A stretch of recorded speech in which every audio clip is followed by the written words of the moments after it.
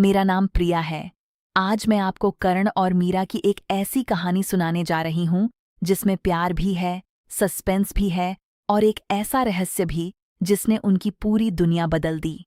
करण एक युवा आर्किटेक्ट था। उसे पुराने महलों और ऐतिहासिक इमारतों का अध्ययन करना बहुत पसंद था। एक दिन उसे राजस्थान के एक छोटे से शहर में स्थित एक 200 साल पुराने महल का सर्वे करने का काम मिला।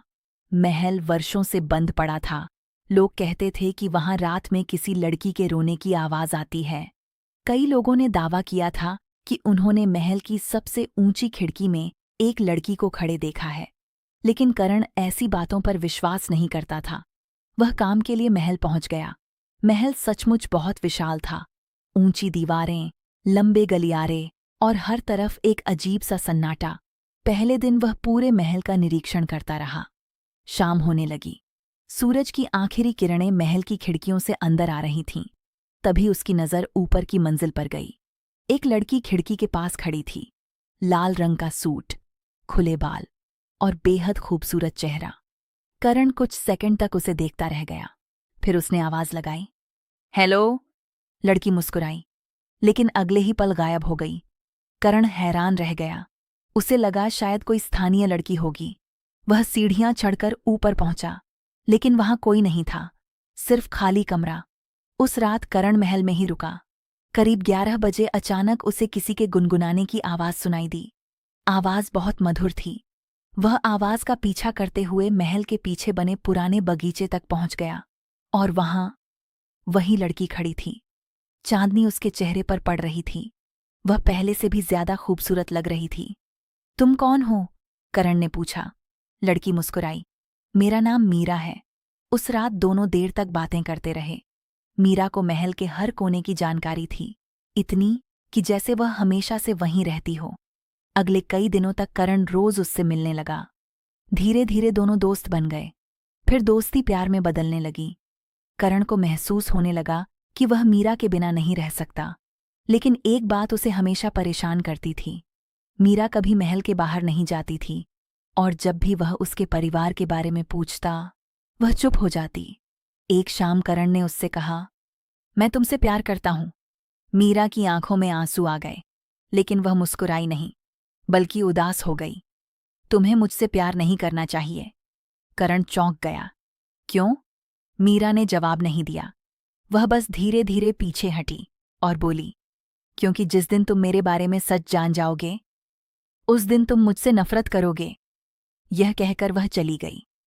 अगले दिन करण शहर के पुराने पुस्तकालय में महल का इतिहास पढ़ रहा था। तभी उसे एक पुरानी किताब मिली। उस किताब में महल के पुराने राज परिवार की तस्वीरें थीं। करण पन्ने पलट रहा था कि अचानक उसका हाथ रुक गया। उसकी सांस अटक गई, क्योंकि तस्वीर में जो लड़की थी वह बिल्कुल मीरा जैसी दिख रही थी। वही चेहरा, वही आंखें, वही मुस्कान। तस्वीर के नीचे लिखा था, राजकुमारी मीरा, वर्ष 1898, और उसके ठीक नीचे एक लाइन लिखी थी, राजकुमारी मीरा की रहस्यमयी मौत 1901 में हुई थी। करण के हाथ कांपने लगे, क्योंकि जिस लड़की से वह प्यार करने लगा था, उसकी मौत 125 साल पहले हो चुकी थी। करण की आंखें तस्वीर पर जमी रह गईं। उसे विश्वास नहीं हो रहा था। जिस लड़की से वह पिछले कई दिनों से मिल रहा था, जिससे वह प्यार करने लगा था, उसकी मौत 125 साल पहले हो चुकी थी। यह कैसे संभव है? उसने किताब को दोबारा पढ़ा, फिर तीसरी बार पढ़ा, लेकिन सच नहीं बदला। राजकुमारी मीरा की मृत्यु 1901 में दर्ज थी। उस रात करण बेचैन था। वह सीधे महल पहुंचा। चांद आसमान में चमक रहा था। महल पहले की तरह शांत था, लेकिन इस बार करण के मन में डर भी था और सवाल भी। वह बगीचे की तरफ गया, और जैसे हर रात होती थी, मीरा वहीं उसका इंतजार कर रही थी। उसे देखते ही मीरा मुस्कुरा दी, लेकिन आज करण की आंखों में मुस्कान नहीं थी। उसने किताब मीरा के सामने रख दी। यह क्या है?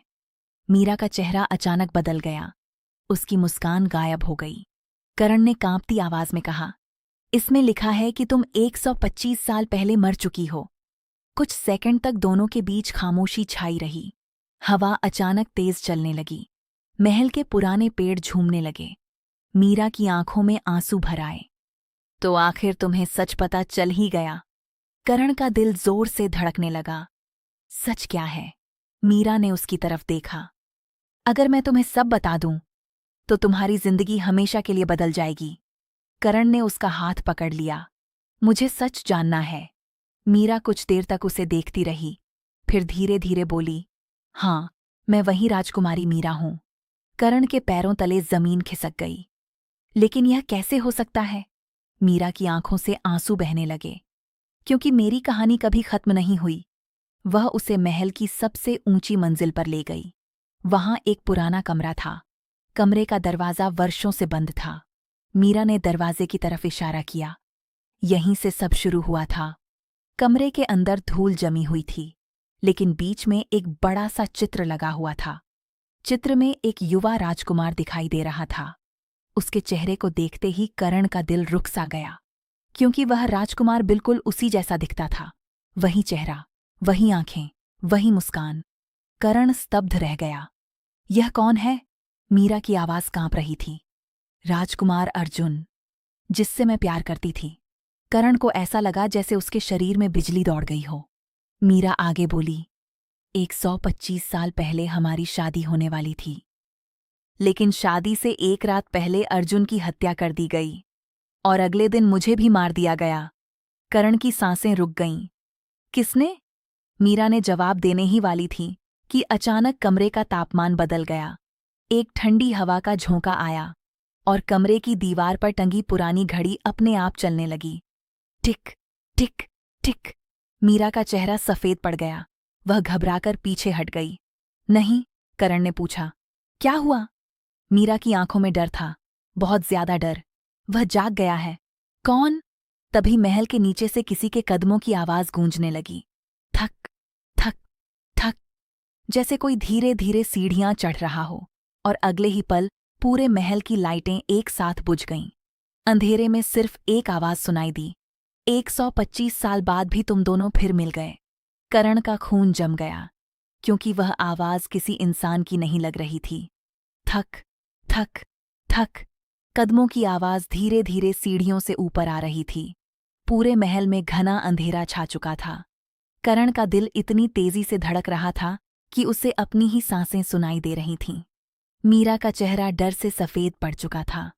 वह लगातार सीढ़ियों की तरफ देख रही थी, जैसे उसे पता हो कि कौन आने वाला है। मीरा, कौन है वह? करण ने कांपती आवाज में पूछा, लेकिन मीरा ने कोई जवाब नहीं दिया। अचानक कमरे का दरवाजा अपने आप बंद हो गया। धड़ाम। करण चौंक गया। उसने दरवाजा खोलने की कोशिश की, लेकिन दरवाजा हिल भी नहीं रहा था। तभी वह रहस्यमयी आवाज फिर गूंजी, तुम दोनों को फिर कभी एक नहीं होने दूंगा। करण के शरीर में सिहरन दौड़ गई। कौन हो तुम? अचानक कमरे के बीचों बीच धुएं जैसा काला साया दिखाई देने लगा। धीरे धीरे वह साया इंसानी आकार लेने लगा। मीरा की आंखों में आंसू आ गए। नहीं, फिर से नहीं।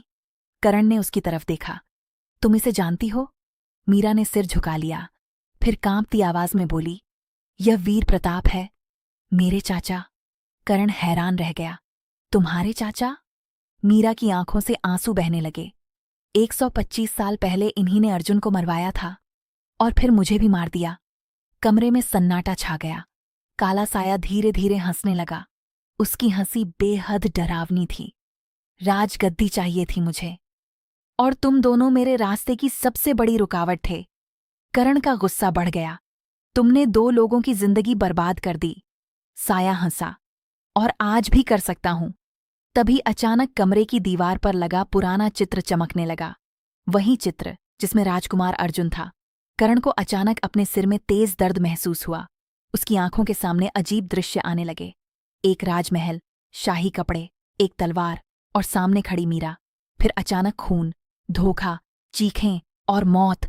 करण जोर से जमीन पर गिर पड़ा। आह! मीरा घबरा गई। करण! लेकिन अगले ही पल करण की आंखें खुलीं और उसे सब कुछ याद आ गया। सब कुछ। वह सिर्फ करण नहीं था, वह राजकुमार अर्जुन का पुनर्जन्म था। 125 साल पहले की हर घटना उसकी आंखों के सामने साफ थी। उसने मीरा की तरफ देखा। आंखों में आंसू आ गए। मीरा! मीरा कांप उठी, क्योंकि पहली बार करण ने उसे उसी तरह पुकारा था जैसे अर्जुन पुकारता था। अर्जुन, करण ने धीरे से सिर हिलाया। मुझे सब याद आ गया। मीरा फूट फूट कर रोने लगी। 125 साल का इंतजार, 125 साल का दर्द, 125 साल का अधूरा प्यार, सब उसकी आंखों से बह रहा था। लेकिन तभी वीर प्रताप का साया और शक्तिशाली हो गया। पूरा कमरा कांपने लगा, दीवारों में दरारें पड़ने लगीं। नहीं, मैं तुम्हें फिर एक नहीं होने दूंगा। अचानक साये ने करण पर हमला कर दिया। कमरे में तेज हवा चलने लगी, सारी चीजें उड़ने लगीं। करण और मीरा मुश्किल से खड़े थे। तभी मीरा को कुछ याद आया। उसने कमरे के कोने की तरफ इशारा किया। वहां एक पुराना लकड़ी का संदूक रखा था। अर्जुन, उसमें हमारी आखिरी निशानी है। करण तुरंत संदूक की तरफ दौड़ा। उसने उसे खोला। अंदर एक पुरानी तलवार और एक चिट्ठी रखी थी।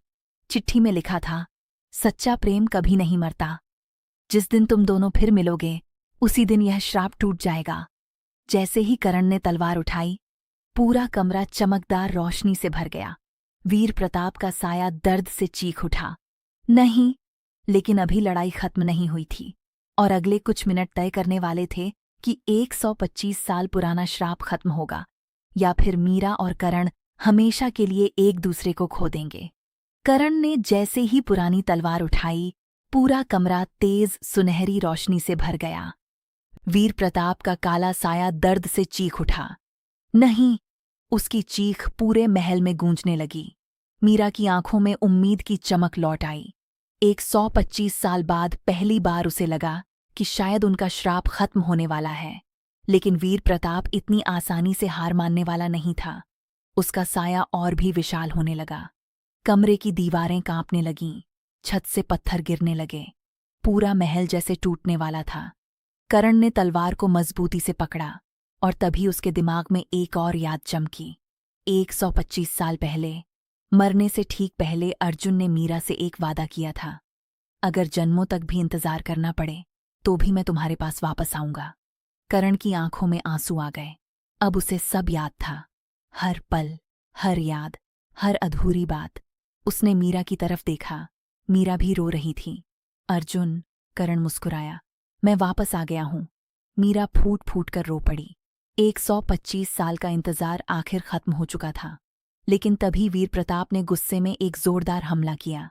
काला धुआं सीधे मीरा की तरफ बढ़ा। मीरा! करण चिल्लाया। वह दौड़कर उसके सामने आ गया। सारा हमला उसी पर पड़ा। करण जमीन पर गिर पड़ा। तलवार उसके हाथ से छूट गई। मीरा घबरा गई। करण! वह उसके पास दौड़ी। करण की सांसें धीमी हो रही थीं, लेकिन उसके चेहरे पर मुस्कान थी। उसी समय तलवार से तेज रोशनी निकलने लगी और चिट्ठी पर लिखे शब्द चमक उठे। सच्चा प्रेम ही श्राप को तोड़ सकता है। मीरा ने कांपते हाथों से करण का हाथ पकड़ लिया। उसकी आंखों से आंसू लगातार बह रहे थे। मैंने तुम्हें एक बार खो दिया था, अब दोबारा नहीं खो सकती। जैसे ही उसके आंसू करण के हाथ पर गिरे, पूरे कमरे में एक तेज प्रकाश फैल गया। इतना तेज कि किसी की आंखें खुली नहीं रह सकीं। वीर प्रताप का साया दर्द से तड़पने लगा। नहीं, यह नहीं हो सकता। लेकिन अब बहुत देर हो चुकी थी। 125 साल पुराना श्राप टूट चुका था। काला साया धीरे धीरे हवा में घुलने लगा और कुछ ही सेकंड में हमेशा के लिए गायब हो गया। पूरे महल में अचानक शांति छा गई। ठंडी हवा चलने लगी और वर्षों बाद पहली बार महल से वह अजीब डरावना एहसास खत्म हो गया। कुछ मिनट बाद करण ने धीरे धीरे आंखें खोलीं। मीरा उसके सामने थी। उसकी आंखों में खुशी के आंसू थे। तुम ठीक हो? करण मुस्कुराया। अब सब ठीक है। तभी एक चमत्कार हुआ। मीरा के शरीर से हल्की सुनहरी रोशनी निकलने लगी। वह हैरान होकर खुद को देखने लगी। यह क्या हो रहा है? तभी कमरे में एक मधुर आवाज गूंजी। तुम्हारा इंतजार खत्म हुआ, मीरा। अब तुम मुक्त हो। मीरा की आंखों से आंसू बह निकले। 125 साल तक उसकी आत्मा उसी महल में बंधी रही थी, सिर्फ इसलिए क्योंकि उसकी प्रेम कहानी अधूरी रह गई थी। लेकिन अब श्राप खत्म हो चुका था। कुछ सेकंड बाद उसकी रोशनी धीरे धीरे कम हो गई और वह बिल्कुल सामान्य इंसान की तरह करण के सामने खड़ी थी। अब वह कोई आत्मा नहीं थी, वह एक जीवित इंसान थी। करण उसे देखकर मुस्कुराने लगा। लगता है किस्मत ने आखिर हमारी बात सुन ली। मीरा हंस पड़ी। 125 साल बाद दोनों की आंखों में खुशी थी। कुछ महीनों बाद उस पुराने महल का पुनर्निर्माण शुरू हुआ। लोगों ने उसे फिर से सुंदर बना दिया। अब वह डर की जगह नहीं थी, बल्कि प्यार की निशानी बन चुकी थी। 1 साल बाद उसी महल के बगीचे में करण और मीरा की शादी हुई। सूरज ढल रहा था, हवा में फूलों की खुशबू थी और पूरा महल रोशनी से जगमगा रहा था। शादी के बाद मीरा ने आसमान की तरफ देखा। उसे लगा जैसे कहीं दूर उसके माता पिता और अर्जुन मीरा के पुराने जीवन की सारी अधूरी यादें मुस्कुरा रही हों। करण ने उसका हाथ थाम लिया। अब कोई हमें अलग नहीं कर सकता, मीरा मुस्कुराई। अब कभी नहीं। और इस तरह 125 साल पुरानी अधूरी प्रेम कहानी आखिरकार अपने खूबसूरत अंजाम तक पहुंच गई।